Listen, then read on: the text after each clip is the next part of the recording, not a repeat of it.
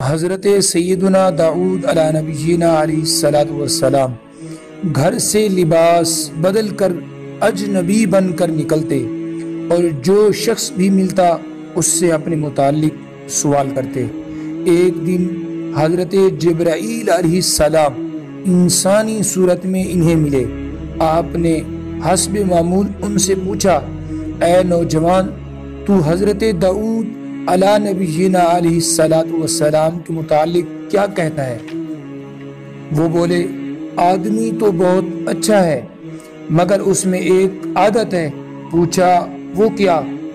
کہا، مسلمانوں کے بیت المال سے کھاتا ہے، حالانکہ اللہ تعالیٰ کے ہاں اس شخص سے بڑھ کر کوئی محبوب نہیں جو اپنے ہاتھوں کی مشقت سے کھاتا ہو۔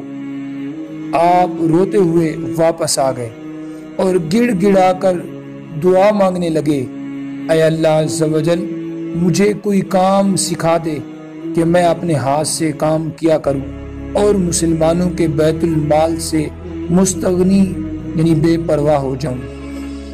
تو اللہ تعالیٰ نے آپ کو ذرا لوہے کا لباس جو جنگ کے وقت پہنا جاتا ہے بنانے کا ہنر سکھایا اور لوہے کو آپ کے ہاتھ میں موم کر دیا جیسے گوندا ہوا نرم آٹا، اور آپ علیہ الصلوۃ والسلام جب امور مملکت اور گھر کی ضروریات سے فارغ ہوتے تو زرہیں بنایا کرتے اور انہیں بیچ کر اپنی اور اہل و عیال کی بسر اوقات کیا کرتے۔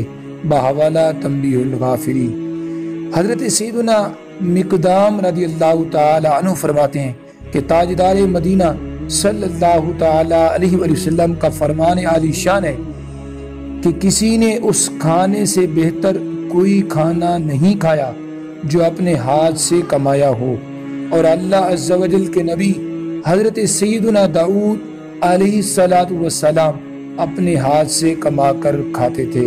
بحوالہ بخاری شریف۔